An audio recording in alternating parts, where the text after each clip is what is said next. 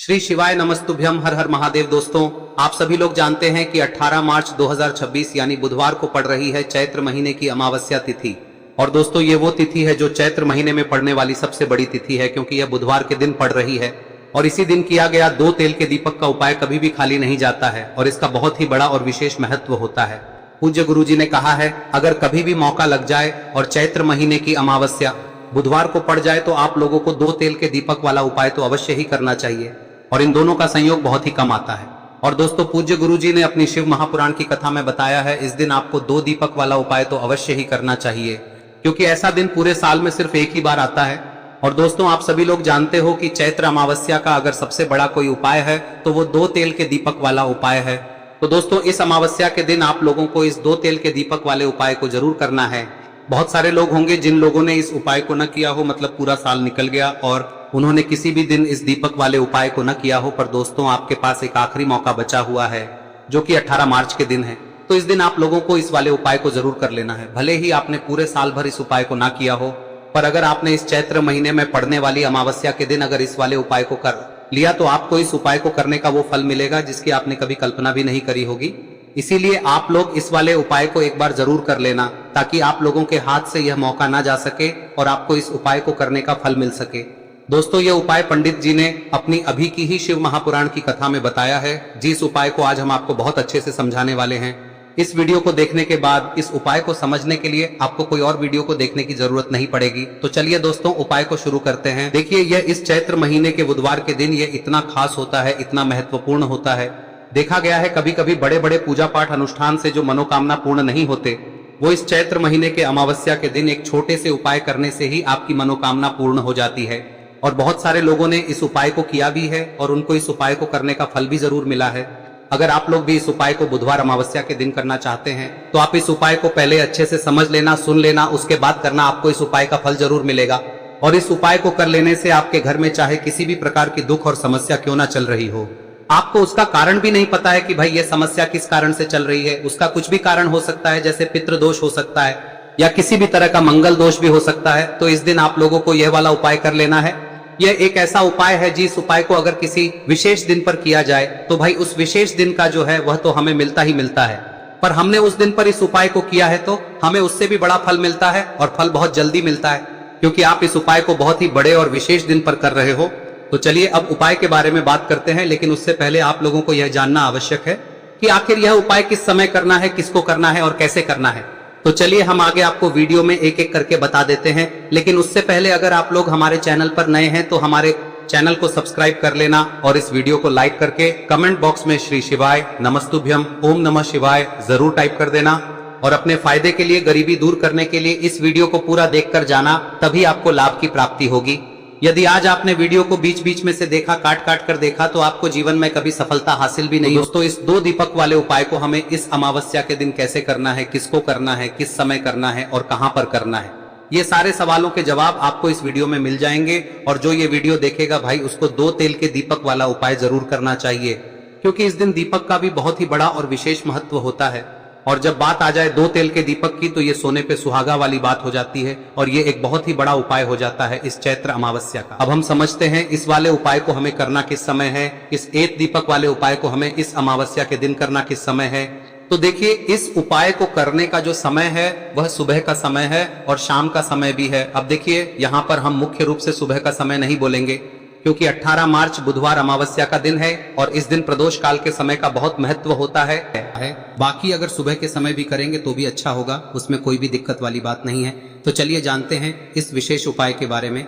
लेकिन उससे पहले एक प्रार्थना, अगर आप इस चैनल पर नए हैं तो आप इस वीडियो को लाइक करें, चैनल को सब्सक्राइब करें और कमेंट बॉक्स में आप अपनी राशि या अपना नाम जरूर डाल दें, क्योंकि हम राशि से जुड़ा भाग्य भी बताते हैं और भाग्य में चल रही परेशानियों को दूर करने के लिए वह आसान से आसान उपाय भी बताते हैं। तो चलिए अब हम अपने सबसे पहले उपाय की बात कर लेते। देखिए, चैत्र मास के दिनों में विशेषकर भगवान शिव और माता पार्वती और विष्णु भगवान का पूजन किया जाता है।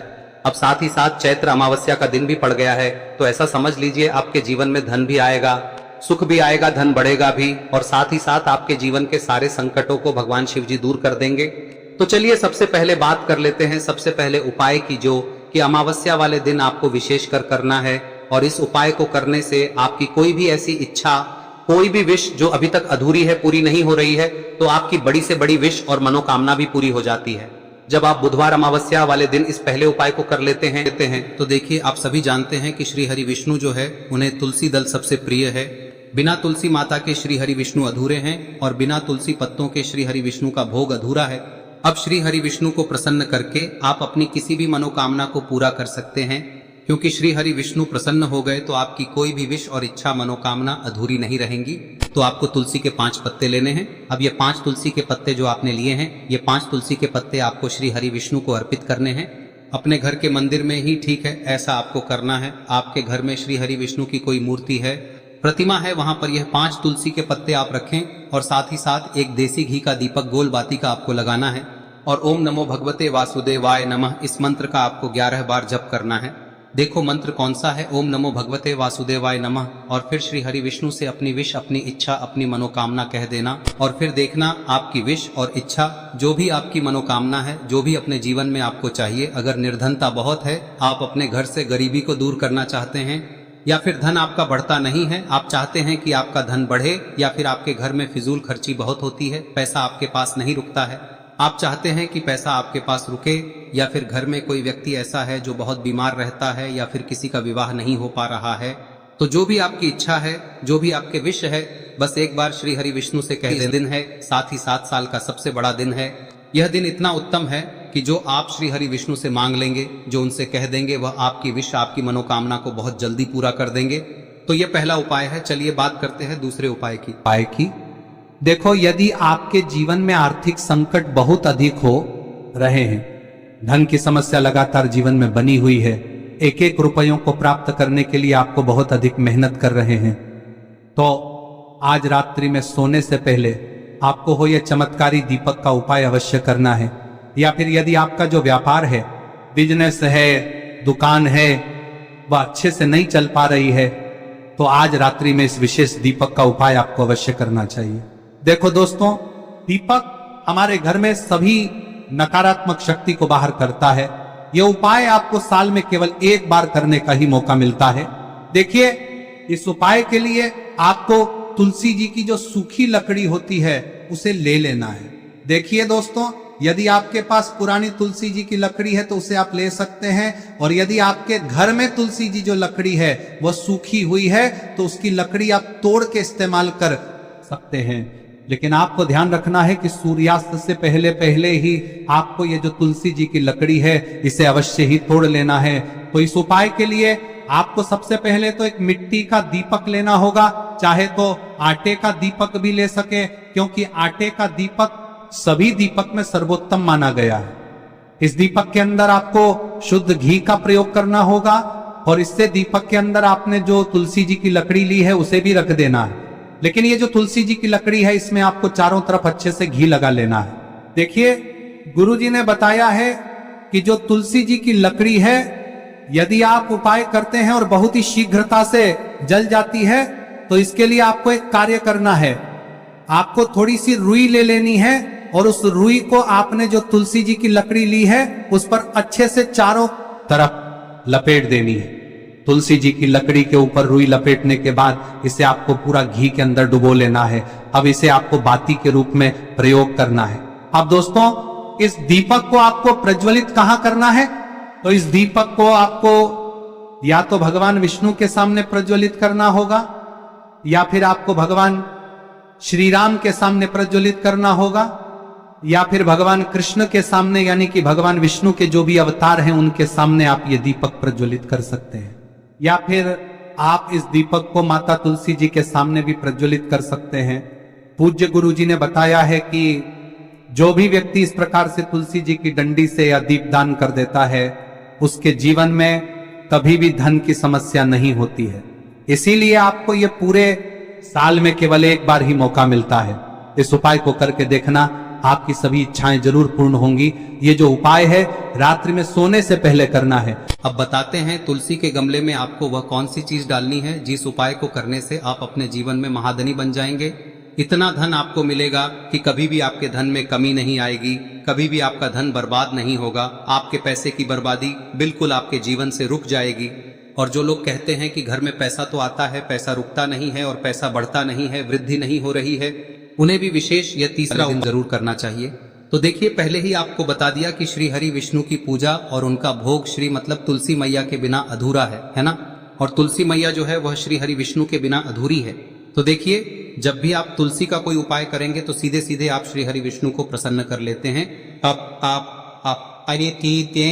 अब व्यक्ति को, यानी जो भी व्यक्ति है, किस व्यक्ति को कितना धन देना है, यह श्री हरि विष्णु के हाथ में होता है। धन देने का काम माँ लक्ष्मी करती है, जो कि माँ तुलसी का ही एक रूप है। माँ तुलसी जो है यह माता लक्ष्मी का ही स्वरूप है ना। तो आपको करना क्या है, आपको लेनी है यहाँ पर हल्दी पिसी हुई, जो कि श्री हरि विष्णु से जुड़ी हुई है, आपके गुरु गृह से जुड़ी हुई है, आपकी कुंडली में गुरु को मजबूत करती है, सुख सौभाग्य को खींचने का काम करती है, धन को बढ़ाने का काम करती है। तो एक चुटकी पिसी हुई हल्दी आपको लेनी है और यह पिसी हुई सूखी हल्दी ही आपको अपने गमले में, तुलसी का पौधा जिस गमले में लगा है उसमें अच्छे से इस हल्दी को डालना है, ठीक है ना। और ओम नमो भगवते वासुदेवाय नमः इस मंत्र का जाप करना है। कितनी बार? कम से कम 11 बार जाप करना है। ओम नमो भगवते वासुदेवाय नमः इस मंत्र का जाप करते रहना है और हल्के हल्के से तुलसी के पौधे में आपको पूरे गमले में पीसी हुई हल्दी का छिड़काव करना है।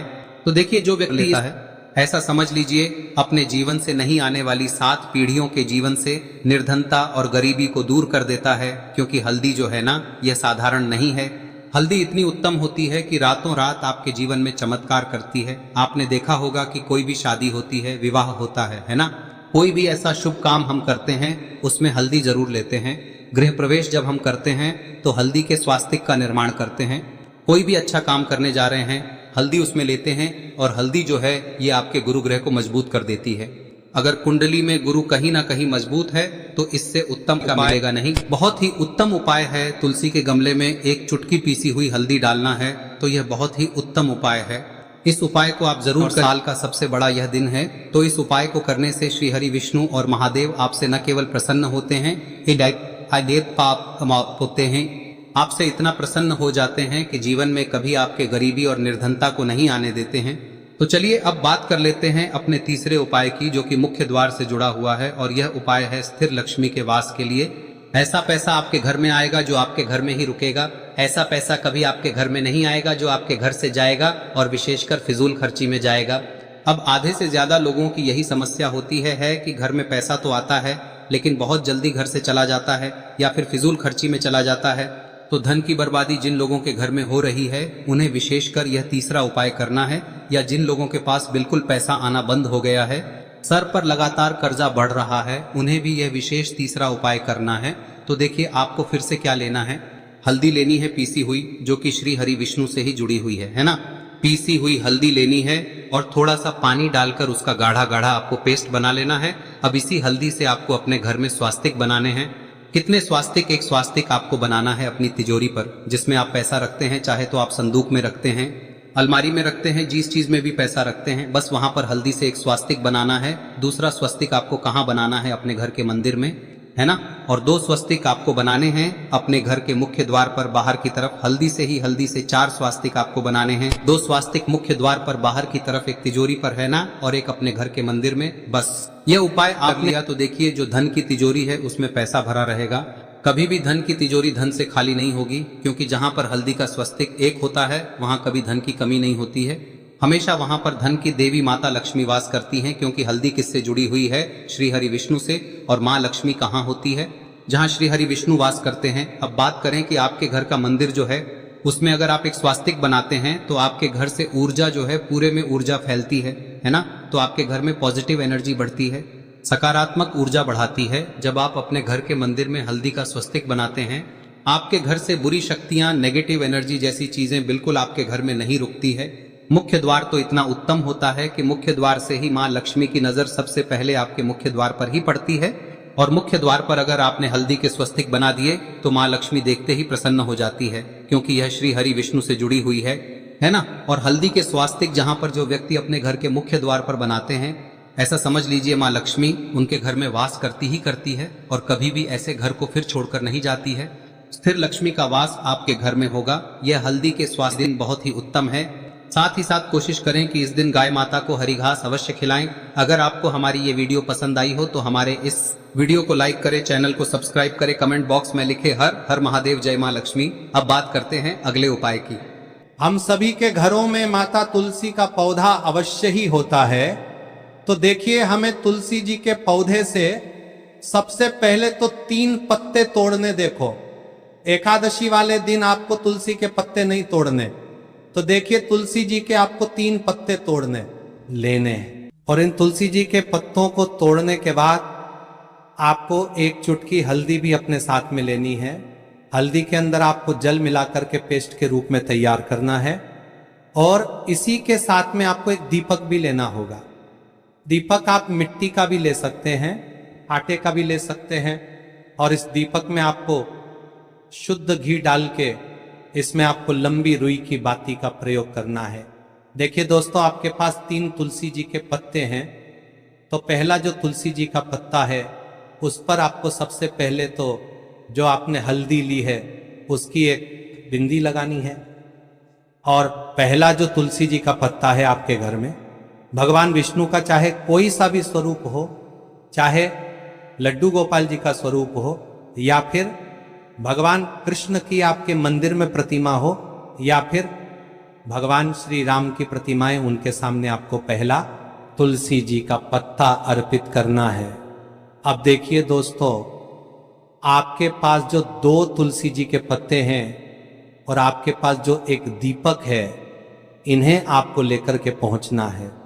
अपने ही घर में तुलसी जी के पौधे के पास में देखिए, सबसे पहले तो आपके पास जो 2 तुलसी जी के पत्ते हैं उन पर भी आपको हल्दी की एक बिंदी लगानी है, और उन दोनों ही तुलसी जी के पत्तों को आपको अपने घर में तुलसी जी के पौधे के वहां पर ही अर्पित कर देने हैं। और इस प्रकार से यह दोनों पत्ते भी तुलसी जी के पौधे के पास में अर्पित करने के बाद अंत में जो आपके पास एक लंबी बाती का दीपक है, इसे आपको तुलसी जी के पौधे के पास में ही प्रज्वलित कर देना है।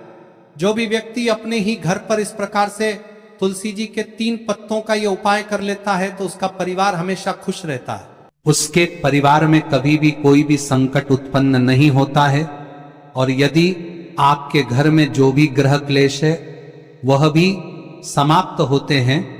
तो इस प्रकार से ये सुंदर सा उपाय करना है। अब बात करते हैं अगले उपाय की। देखो